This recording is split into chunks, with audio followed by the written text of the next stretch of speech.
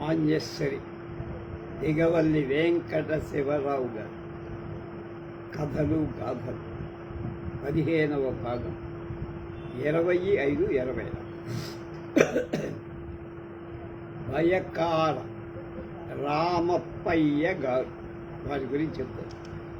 ప్రస్తుతం మెడ్రాసు రాజధానిలో చేరి ఉన్న తెలుగు, కన్నడ, అరవ, మలయాళ ప్రాంతాలు, మైసూర్, తిరువాన్కూర్, కొచ్చిన్ మొదలైన సంస్థానాలు ఇంగ్లీష్ ప్రభుత్వానికి పూర్వం సుమారు 300 సంవత్సరాలు విజయనగర చక్రవర్తుల పరిపాలన కింద ఉంది. కటకం మొదలు కన్యాకుమారి దాకా తూర్పు పడమర సముద్రాల మధ్య ఈ విశాల సామ్రాజ్యానికి రాజధాని తుంగభద్రా నదీ తీరాన గల విజయనగరం. సామ్రాజ్యంలోని వివిధ ప్రాంతాల చక్రవర్తి, సామంతులైన రాజులు, మండలేశ్వరులు, నాయకులు, దొరలు, మన్నీలు మొదలైన ప్రభులు పరిపాలించే. సాధారణంగా ఒక్కొక్క దుర్గానికి అధిపతిగా ఉండే సేనానాయకుడు ఆ దుర్గానికి చుట్టుపట్ల ఉన్న ప్రాంతాలన్నిటికీ పరిపాలకుడిగా ఉండేవాడు. అలా కొండవీడు, ఉదయగిరి, గుత్తి, పెనుగొండ, చంద్రగిరి, చంద్రగుత్తి, రాయదుర్గం, నిడగల్లు, రాయచూర్, పాలాయివీడు దుర్గాధిపతులు ఆయా సీమలను పరిపాలిస్తూ ఉండే. ఈ ప్రభువులకు ఒక ప్రాంతం నుండి ఇంకొక ప్రాంతానికి మార్చటం కూడా జరిగేది. క్రీస్తు శకం 1530 మొదలు 1542 వరకు 12 విజయనగర సామ్రాజ్యాన్ని పాలించిన అచ్యుత దేవరాయలి కాలంలో 1539 వరకు 10 ఏళ్ల పాటు బాచమరసు అనే వాడుక పేరు గల రామయ్య భాస్కరుడు చక్రవర్తి గారి రాజు ప్రతినిధిగా కొండవీటి సీమను పరిపాలించారు. ఆయన తరువాత ఆయన అన్నకుమారుడైన రామయామాచ్యుడు కొండవీటి పాలకుడు. అతడు మొదట చిన్న చిన్న ఉద్యోగాలు చేసి తరువాతే రాజప్రతినిధి. ఆయన కొండవీటికి కూడా రాజప్రతినిధిగా ఉన్న కాలంలోనే కన్నడ ప్రాంతాలకు కూడా రాజప్రతినిధిగా పంపబడి ఆయనను వయకార రామప్పయ్య అనేవారు. అచ్యుతదేవరాయల తరువాత 1542 నుంచి 69 వరకు అంటే 27 ఏళ్ళు విజయనగర చక్రవర్తిగా ఉన్న సదాశివరాయల వారి కాలంలో వారినొక కీలు బొమ్మగా ఆడిస్తూ దేశాన్ని సాక్షాత్తు పరిపాలించిన ప్రభువు కృష్ణదేవరాయల అల్లుడు అలియ రామరాయలని అరవీటి రామరావు. ఆయన కూడా రామయామాత్యుడిని కొండవీటి రాజప్రతినిధిగా నియమించినట్టు 1915 సంవత్సరం మెడ్రాస్ ఎపిగ్రఫిక్ రిపోర్ట్ 51వ పేరాలో ఉన్న శాసనం ద్వారా రామయామాత్యుడు అనేక దాన ధర్మాలు చేసినట్టు, దేవాలయ తటాకాలు నిర్మించినట్టు, ఆంధ్రదేశంలో అనేక బ్రాహ్మణ అగ్రహారాలు నిర్మించినట్టు కూడా పై ఆధారాలు. రామయామాత్యుడు గొప్ప రాజ్యతంత్రకు సమర్థుడైన పరిపాలకుడు మాత్రమే కాక గొప్ప విద్వాంసు, సంగీత సాహిత్యాలలో విశారద. ఆయన సంస్కృతంలో స్వరమేళ కళానిధి అనే సంగీత శాస్త్ర గ్రంథాన్ని రచించి అడియ రామరాయలకు అంకితం. అందులో తన పూర్వాధిక కొండవీటి ప్రధాన దుర్గ ప్రతిపాదనేన ఏలూరి సింహాసన పట్టణేన యుక్తాం అని తన గురించి చెప్పారు. గద్యలో ఇది శ్రీమదభినవ భరతాచార్య వాగ్గేయకార తోడర మల్లా తిమ్మామాచ్య నందన్ రామామాచ్య నిర్మితే స్వరమేల కళానిధౌ అని కూడా రాస్తున్నారు. కోడరమల్ల అనేది ఒక బిరుదే కానీ పేరు కాదు. రామయామాత్యుడి మాతామహుడైన కల్లినాథుడికి ఈ బిరుదు ఉంది. ఆయన కూడా సంగీత శాస్త్రాలలో గొప్ప విద్వాంసు. సాంగ్యదేవుడి సంగీత రత్నాకరమనే సంగీత గ్రంథానికి వ్యాఖ్యానం రచించినవాడు.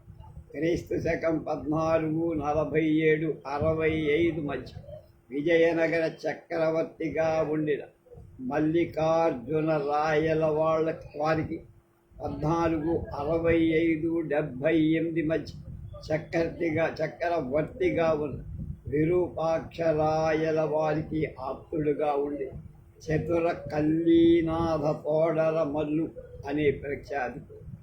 రామయామాత్యుడు తన స్వరమేల కళానిధిలో తన పేరు రామయామాత్య తోడర మల్ల అని వ్రాస్తాడు.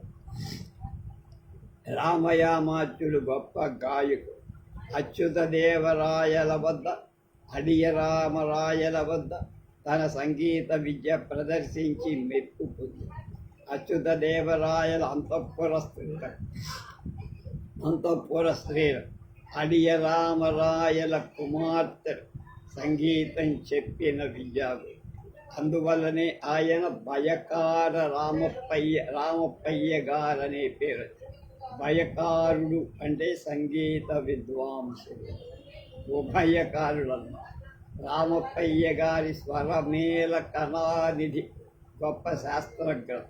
దక్షిణ హిందూ దేశంలో కర్ణాటక సంగీత విద్యాభివృద్ధికి ఈ గ్రంథం చాలా ఉపకరించిందని విద్వాంసుల అభిప్రాయం.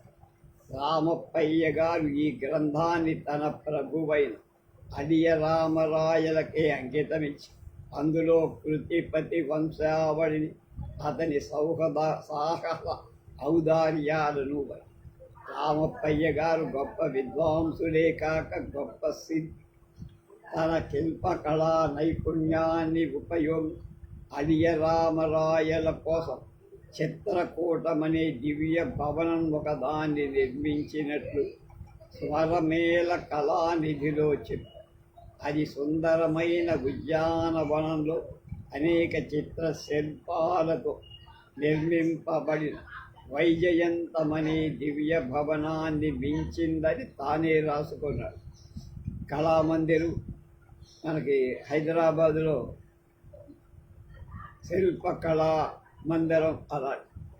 Sources of Vijayanagara history doctor S Krishnaswami Aiyar. Bhayakara Ramappayya గారు రామయామాత్యుడు అని వ్యవహరింపబడే రామయ్య మంత్రి ఉత్తర ఆర్కాడు జిల్లా నందవాసి తాలూకా పాదిరికుప్పం గ్రామస్థుడు, పరాశర గోత్రుడు, ఆపస్తంభ సూత్రుడు, యజుశాఖీయుడు అయిన పెరియ తిమ్మరసయ్య గారనే పెద తిమ్మయ్య గారి కొడుకు. ఈయన ఆంధ్ర నియోగి బ్రాహ్మణుడు. నందవరీపులని కొందరంట. తిమ్మరుసయ్య గారు రాయలవారి దగ్గర రాయసం అనే మంత్రి పదవి చేసినందువల్ల ఆయన రాయసం పెద తిమ్మరసయ్య అనేవారు. గోవిందరాజస్వామి వారి గుడి శాసనంలో అరవ ప్రాంతాల్లో ఆయనను పెరియ తిమ్మరసయ్య అని, తెలుగువారు పెద్ద తిమ్మరసయ్య అని అనే. రామయామాత్యుడి తల్లి పేరు పెదలక్కలీశమ్మగా. వీరి వంశావళి 1919 సంవత్సరము మద్రాస్ ఎపిగ్రఫిక్ రిపోర్టులో 105వ పేజీలో ఉంది. రామమంత్రి తిరుగమ్మను పెళ్లి ఆడగా ఆవిడ వల్ల ఆయనకు పెద తిమ్మయ్య, తిమ్మమంత్రి, సూరయ్య భాస్కరుడు లేక రామభాస్కరుడు, రామయ్య భాస్కరుడు, భావయ్య అనే 5 మగపిల్లలు, చిన్నమాంబ అనే కూతురు కలిగి చిన్నమాంబను ప్రతాప ఎల్లనాచార్యుడికిచ్చి వివాహం చేసింది. పెద తిమ్మయ్య గారినే తిమ్మరసయ్య అనేవారు. ఆయనే రామప్పయ్య గారి తండ్రి అయిన తిమ్మరసయ్య. ఆయన తిరుపతిలో గోవిందరాజస్వామి నిత్య ఆరాధన నిమిత్తం కొండవీడు సీమలోని చీరాల పేరాల అందుపల్లి గ్రామాలు, అలాగే మనుమప్రోలు సీమలోని కొప్పోలి గ్రామం శాసనం శాలివాహన శకం 1460 విడంబి సంవత్సరానికి సరి అయిన క్రీస్తు శకం 1539వ సంవత్సరం సెప్టెంబర్ 18వ తేదీన దానం చేసినట్లు తిరుపతి వెంకటేశ్వర స్వామి వారి 254వ నంబర్ శాసనంలో మొదటి 3 గ్రామాల మీద సంవత్సరానికి 150 రేఖాపణాలు, 4వ గ్రామం మీద 350 రేఖాపణాలు వచ్చాయి. అవి బంగారు నాణాలు. తర్వాత కొంతకాలానికి రామప్పయ్య గారు తమ తండ్రి గారు లోగడ శ్రీ గోవిందరాజస్వామి వారికి దారణ శాసనాన్ని పురస్కరించుకొని కొన్ని మార్పులు చేస్తూ శాలివాహన శకం 1466 క్రోధి సంవత్సరానికి సరి అయిన 1544 సంవత్సరం జూన్ 16 కొండవీడు రాజ్యంలో అద్దంకి సీమలో చేరిన సర్యూర్ అనే గ్రామాన్ని, బెల్లంకొండ సీమలోని కుప్ప అనే కొండ, ఇంకొక సీమలోని కార్చూరు అనే గ్రామాన్ని కూడా గోవిందరాజస్వామికి సమర్పించారు. కావాలంటే 352 శాసనం గోవిందరాజస్వామి ఆలయంలో శాసనం చూడకూడదు. గోవిందరాజస్వామి వారికి లోగడ తన తండ్రి తిమ్మరు సయ్య దానమిచ్చిన కాపోలు గ్రామం యొక్క దాన పట్ట రామప్పయ్య గారు ఖాయపరిచి చీరాల పేరాల అందుపల్లి గ్రామాలకు బదులుగా వాటి మీద వచ్చే 150 పణాలకు సరిపోయేలాగా నెడువాడులో ఇచ్చంపాడికి తూర్పున ఉన్న కొడత్తూరు గ్రామం ఒక అగ్రహారాన్ని ఏర్పాటు చేసి సగం గ్రామాన్ని ఇచ్చారు. ఈ గ్రామాల మీద ఆ దేవాలయానికి సంవత్సరానికి 950 బంగారు నాణాలు రేఖాపణాలు ఆదాయం వస్తుందని అంచనా. ఆ సొమ్ములోంచి గోవిందరాజస్వామి వారికి ఇతర మూర్తుల రామప్పయ్య గారు తన పినతండ్రి బాచరసయ్య గారి కొడుకు కృష్ణప్పయ్య గారి పుణ్య నిమిత్తం వినియోగించేట్టు నిర్ణయం చేసి స్వామివారి ప్రసాదంలో తనకు వచ్చే భాగాన్ని బాచరసయ్య గారి పుణ్య నిమిత్తం వశిష్ఠ గోత్రుడైన ఉదయగిరి దేవరాయ భట్టరు గారి కుమారుడు శ్రీనివాస భట్టర్ రామప్పయ్య గారు ధారపోసారు. ఈ శ్రీనివాస భట్ట గారు కాళిదాసు శాకుంతల నాటకాన్ని వ్యాఖ్యానం రచించిన ప్రఖ్యాత పురుషుడు. అప్పుడప్పుడు తిరుపతిలో శ్రీరామ దేవాలయానికి పూజారిగా ఉండేవాడు.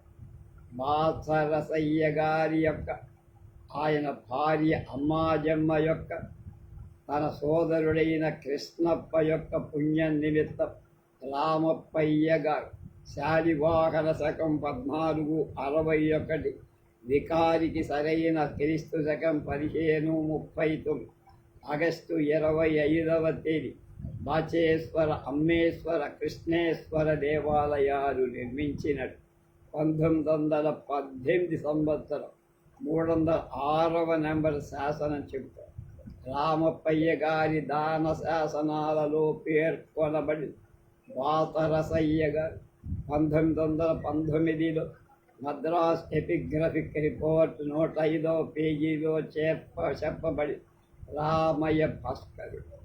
ఆ రిపోర్టులో భాస్కరుడని భావయ్య అని ఇద్దరి పేర్లుగా వ్రాయబడిన 2 పేర్లు రామయ్య భాస్కరుడివే అని విడివిడిగా వారు చేసినట్టు చెప్పే దానాల గురించి శాసనాలు కాదు. 1915 మెడ్రాస్ ఎపిగ్రఫికల్ రిపోర్ట్ పేరా 50, 1916 మద్రాస్ ఎపిగ్రఫికల్ రిపోర్ట్ పేరా 67, 1915 4/22 శాసనం.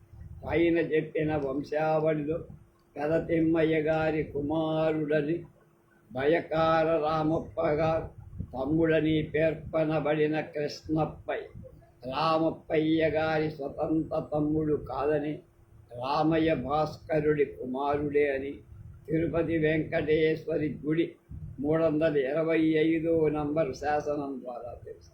శాలివాహన శకం 1456 జయ సంవత్సరానికి సరి అయిన క్రీస్తు శకం 1534 సంవత్సరం జూలై 20 తేదీన అచ్యుతదేవరాయల కుమారుడైన చిక్క కుమార వెంకటాద్రిరాయల వారి పుణ్యం కోసం పరాశర గోత్రుడు పాదిరికుప్పం గ్రామ కాపురస్తుడు శ్రీ రామయ్య గారి కుమారుడు అయిన బాతరసయ్య వెంకటేశ్వర స్వామి రోజు 6 తిరుప్పోనగాల అన్నం నైవేద్యాలు ఏర్పాటు చేస్తూ చేసిన దాన శాసనంలో అంతకు పూర్వం ఆయన అన్నకుమారుడైన రామప్పయ్య గారు స్వామివారి నిత్య తిరుప్పోనగం ఏర్పాటు చేసి ఉన్న సంగతి చెప్పం.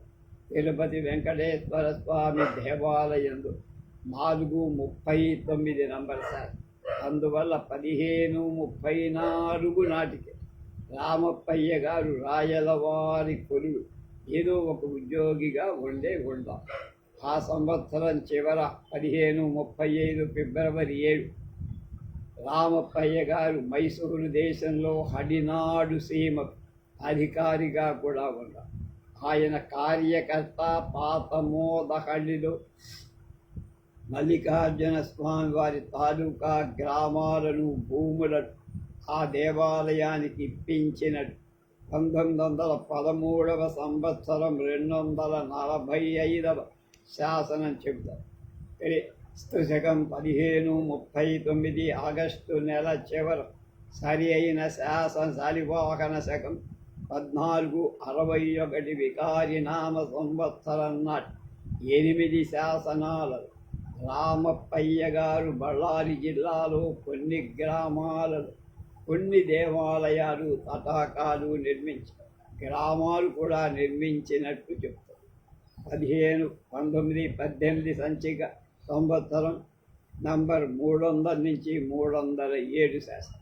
తిరుపతి వెంకటేశ్వర స్వామి వారికి అతడిచ్చిన 2వ దాన శాసనం శాలివాహన శకం 1466 క్రోధికి సరి అయిన క్రీస్తు శకం 1544 సంవత్సరం జూన్ 16వ తేదీన గోవిందరాజస్వామి గుడిలో 352 శాసనం. తర్వాత ఆ సంవత్సరం చివరలో మళ్ళీ ఆయన చేసిన దాన ధర్మాలు బళ్ళారి జిల్లాలోనే కనపడదు. అవి క్రీస్తు శకం 1545 జనవరి 27వ నాటి. ఆ తర్వాత ఆయన చేసిన దాన శాసనాల్లో చివరిది శాలివాహన శకం 1478 నల సంవత్సరానికి సరి అయిన క్రీస్తు శకం 1556 ఏప్రిల్ 12వ తేదీ. ఇది 1925 సంవత్సరం 304 నెంబర్. ఇలా రామప్పయ్య గారి శాసనాలు వివిధ ప్రాంతాల్లో కనపడతాము. అందులో సూచింపబడిన విషయాల వల్ల ఆయన మొదట రాయలవారి కొలువులో చిన్న ఉద్యోగాలు చేసిన తర్వాత శక్తి సామర్థ్యాల వల్ల 1539 కొండవీటికి రాజప్రతినిధిగా నియమించబడినట్లు ఊహించుకోండి. 1919 మద్రాస్ ఎపిగ్రఫికల్ రిపోర్టు 105వ పేజీ రామ మంత్రికి కుమార్తె అని, పెద తిరుమయి తిమ్మయ్యకు రామయ్య భాస్కరుడికి సోదరి అని పేర్కొనబడి చిన్నమాంబ రామప్పయ్య గారి మేనర్.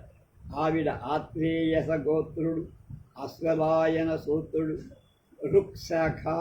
శాఖేయుడు అయిన ప్రతాప ఎల్లమరుసు భార్య అని సంవత్సరానికి 359 రేఖాపణాలు ఆదాయం వచ్చే కొండవీడు సీమలోని రామచంద్రపురమనే గ్రామాంతరంగా నా పేరు గల వంకాయలపాడు గ్రామాన్ని 1469 ప్లవంగ సంవత్సరం క్రీస్తు శకం 1547 జూలై 8 దానమిచ్చినట్టు తిరుపతి గోవిందరాజస్వామి 401వ నంబర్ శాసనంలో ఈ చెన్నమాంబ గారు శాలివాహన శకం 1462 శార్వరి సంవత్సరం చైత్ర మాసానికి సరి అయింది.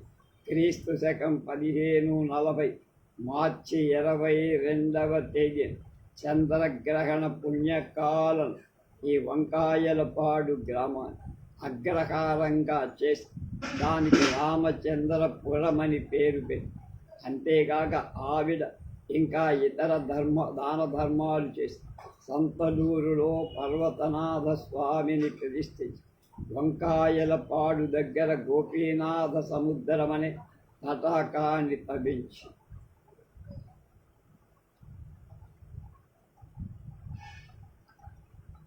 తర్వాత వెంకటపతి దేవరాయ మహారాయ క్రీస్తు శకం 1585 మొదలు 1614 వరకు అదొక 15 ఇక 14 29 ఏళ్ళు కొంతకాలం పెనుగొండ తర్వాత చంద్రగిరి రాజధానిగా చేసుకుని కృష్ణానదికి దక్షిణాన కావేరి వరకు గల దక్షిణ హిందూ దేశాన్ని ఏకఛత్రంగా పరిపాలించిన వెంకటపతి దేవరాయ మహారాయ ఆంధ్ర భోజుడని ప్రసిద్ధి చెందిన విద్యానగర చక్రవర్తి అయిన కృష్ణదేవరాయ అల్లుడైన ఆరవీటి రామరాజు గారి తమ్ముడు కొడుకు.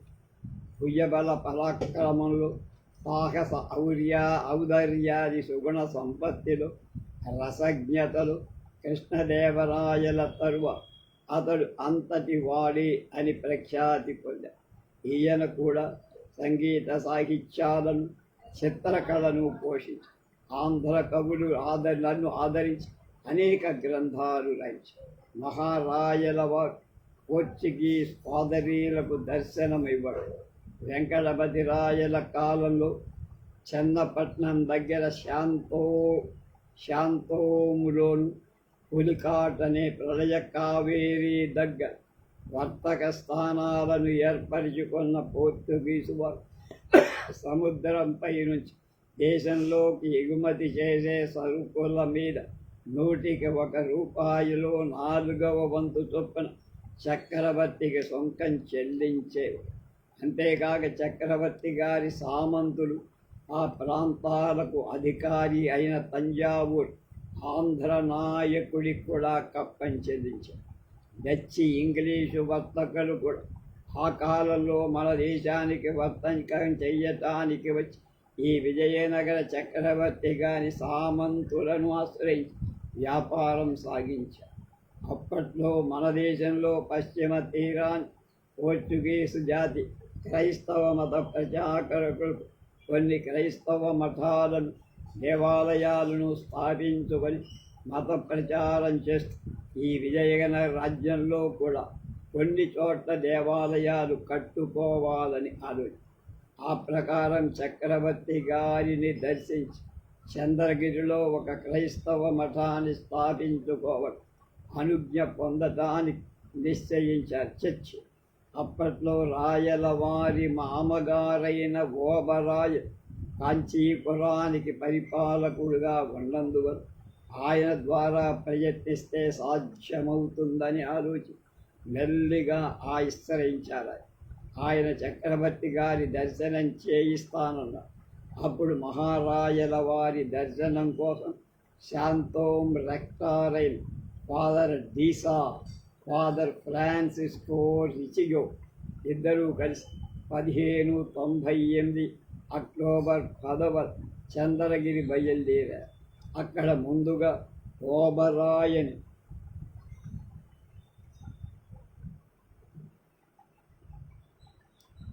దర్శించి ఆయనకి కొన్ని బహుమతులు సమర్పించగా ఆయన సంతోషించి తన మండలంలో ఎక్కడైనా సరే క్రైస్తవ దేవాలయం కట్టుకోవచ్చని ఆర్డరిచ్చారు.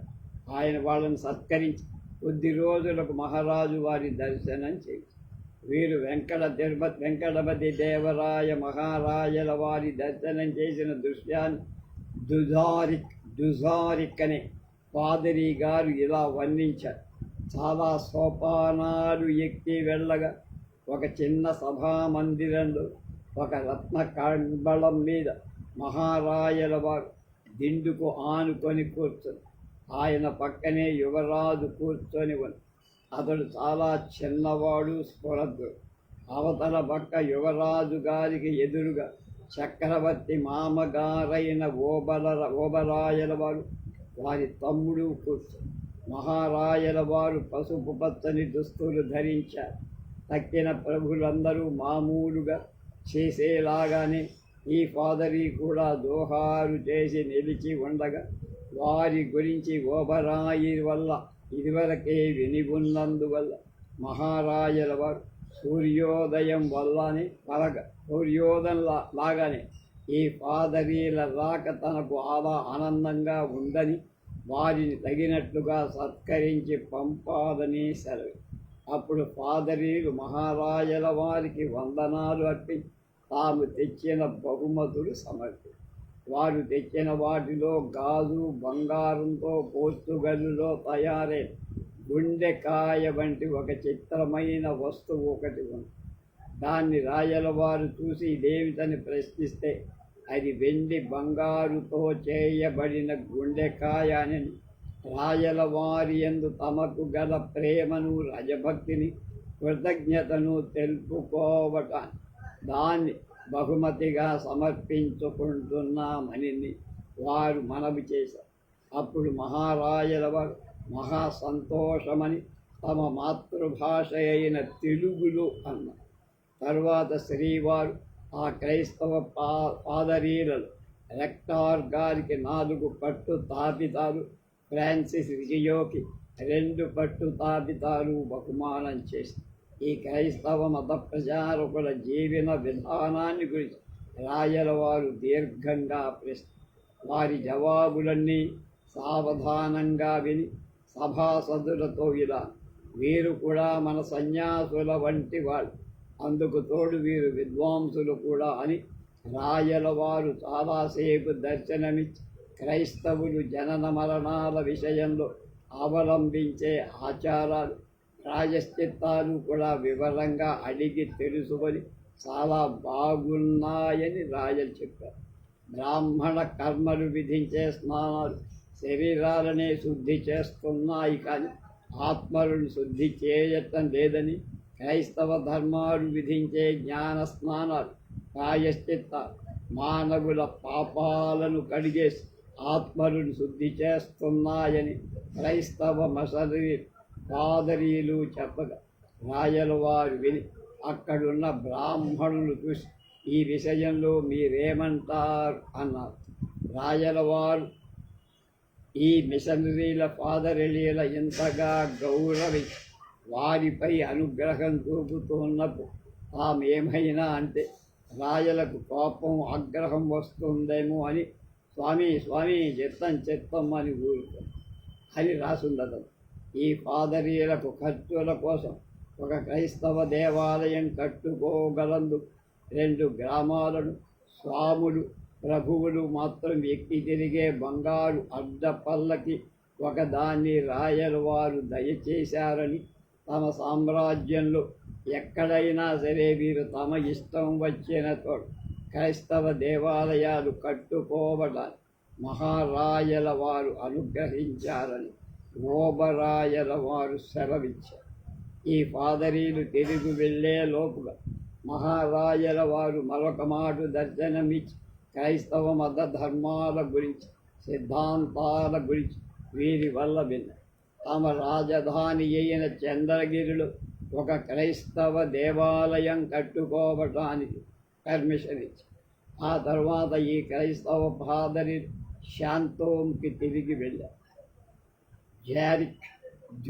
జారిక్ 1 పేజీ 654 హిస్టారికల్ ఫ్రాగ్మెంట్స్ ఓర్మే పేజీ 61 ఆరవీడు డైనాస్టీ హెరాస్ పేజీ 464 నుంచి 4. చంద్రగిరి తాలిం ఖాన్ చంద్రగిరిలో వెంకటపతి రేవరాయల మహారాయల వారి కాలంలో వారికి ఆస్థానంలో రాజబంధువులు, సామంతులు, సర్దారులు, ఉద్యోగులు మొదలైన తెలుగు ప్రభువులు, శ్రీమంతులు ఉపయోగించుకునే తాలింఖానా ఉండే. అది పాశ్చాత్య దేశాలలో జిమ్నేషియం దాన్ని. ఫాదర్ డుజారిక్ అనే పోర్చుగీసు క్రైస్తవ మత ప్రచారకుడైన జెసూట్ మిషనరీ ఈ సంస్థను చూసి ఇలా చెప్పారు: ఈ తాలింఖానా కట్టి ఉన్న ఆవరణలో మధ్య ఖాళీ స్థలం సన్న సున్నంతో అన్నమున్నగా అద్దంలాగా పాలగచ్చు చేయబడి దాని చుట్టూ విశ్రమించటానికి వీలుగా పరుపులాగా మెత్తగా ఉండే ఎర్రని ఇసుక ఒత్తుగా పూసి ఇక్కడ శరీర వ్యాయామం చెయ్యటానికి వచ్చే శ్రీమంతు దుస్తులన్నీ తీసేసి లంగోటాలతో కచ్చడాలతో నిలుచొని ఉంటారు. అప్పుడు జట్టీలని బలాఢ్యులైన యువకు ఈ ప్రభువులకు ఒళ్ళు చక్కగా పడి తర్వాత వీరు వాళ్ళు కలిసి దండాలు, బస్తీలు తీస్తారు, కుస్తీలు పడతారు, మల్లయుద్ధం చేస్తారు. ఇలా ఒళ్ళు గట్టిపడే 6 రకాలైన కసరత్తులు, సాములు ఒళ్ళంతా చెమట పట్టే వరకు. తర్వాత జట్టీలు ఈ ప్రభువుల శరీరాన్ని మెత్తటి మన్ను రుద్ది మళ్ళీ ఒళ్ళు పట్టి కీళ్ళు ఎముకలు కదిలిపోయి గుడి వస్తాయ అన్నట్లు కాళ్ళు చేతులను అన్ని వైపులకు తిప్పి లాగి సాధకం చేసి తర్వాత ఒళ్ళు దులుపుతారు. అటు తర్వాత ప్రభువులు తమ శరీరానికి బాగా నూనె రాయించుకొని మంచి వేడి నీటిలో స్నానం చేసి ఒళ్ళు బాగా తుడుచుకొని దుస్తులు ధరిస్తారు. ఇలా ఈ శ్రీమంతులంతా ప్రతిరోజు భోజనానికి పూర్వం శరీర వ్యాయామం చేస్తూ ఉన్నందువల్ల ఆరోగ్య దృఢగాత్రుడై 70 ఏళ్ల వాళ్ళు కూడా 30 ఏళ్ల వాళ్ళగా చెన్నపట్నం దగ్గర ఉన్న శాంతోం కాలేజీ రెక్టార్ గారైన ఫాదర్ సైమన్ డి సాగా కూడా ఒకసారి చంద్రగిరిలో ఈ తాలింఖానాను చూసినట్టుగా అరబీడు డైనాస్టీ హెరాస్ 313 నుంచి 314 పేరు మహారాయల వారు రాణివాసంతో వనవిహారానికి వెళ్ళారు. వెంకటపతి దేవరాయ మహారాయల వారికి వెంకటాంబ, రాఘవాంబ, పెద్ద ఓబలాంబ, చిన్న ఓబలాంబ అనే 4 భార్యలు ఉన్నట్లుగా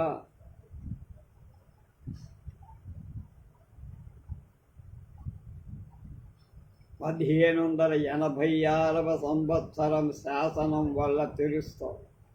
ఇంకొక శాసనంలో చిన్న ఓబలాంబకు బదులుగా కృష్ణమాంబ అనే పేరు కనబడి 1598లో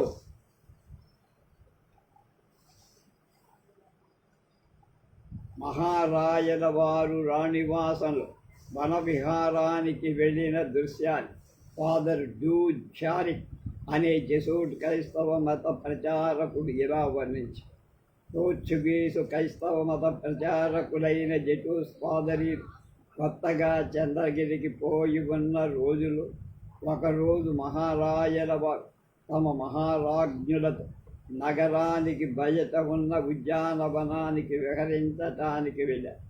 ఆ రాణివాసంలో వెళ్ళిన పరిజనంలో గొప్ప ఆశ్రిక దళము, దళాధిపతి ఒక మహమ్మదీయ.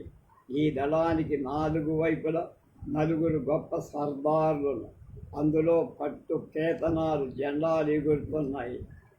అలాగే వాద్యాలు, మేళం ఉంది, తెల్లన గ్లోవులు, వీణలు వాయించే మేళం ఉంది. వాద్యాల వాళ్ళంతా ఒంటెల మీద వెళ్తున్నారు. ఈ పరివారంతో మంచి కాల్బలం కూడా పోతుంది.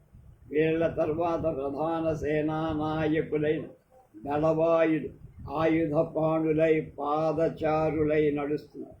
వీరి ప్రక్కన మహారాయల వారి పట్టపుటేనుగు మీద విజయనగర రాజలాంఛనం ఉందే, ఎత్తి ఉందన్న. చుట్టూ ఇంకా చాలామంది రాజకీయ ఉద్యోగులు ఉన్నారు. తర్వాత 4 బోయిలు ఒక పెద్ద ఎనప జేగంటను మోస్తూ ఉండగా 4 సైనికులు ఎడతెగకుండా దాన్ని మోగిస్తారు.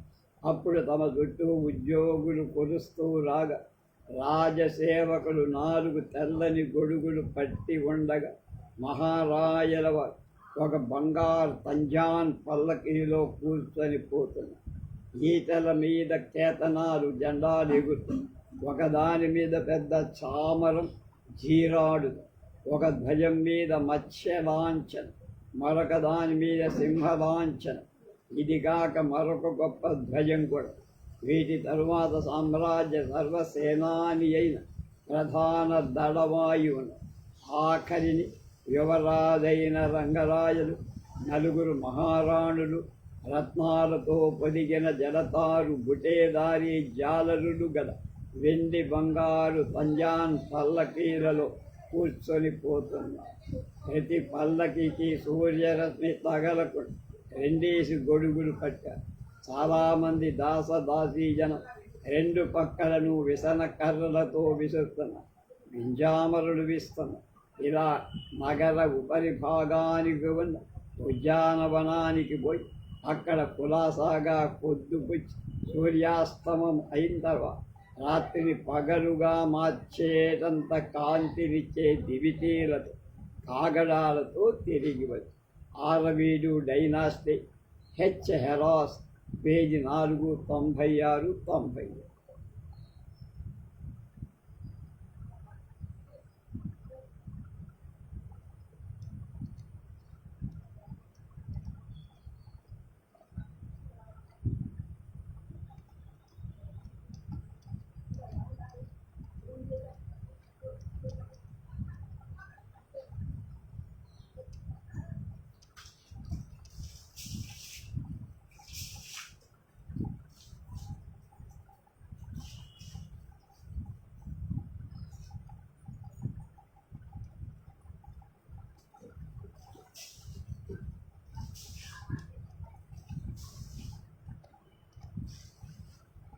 రేపు రాణి వెంకటాంబ గారి దొంగ కాంతి దాని గురించి తెలుసుకుందాం.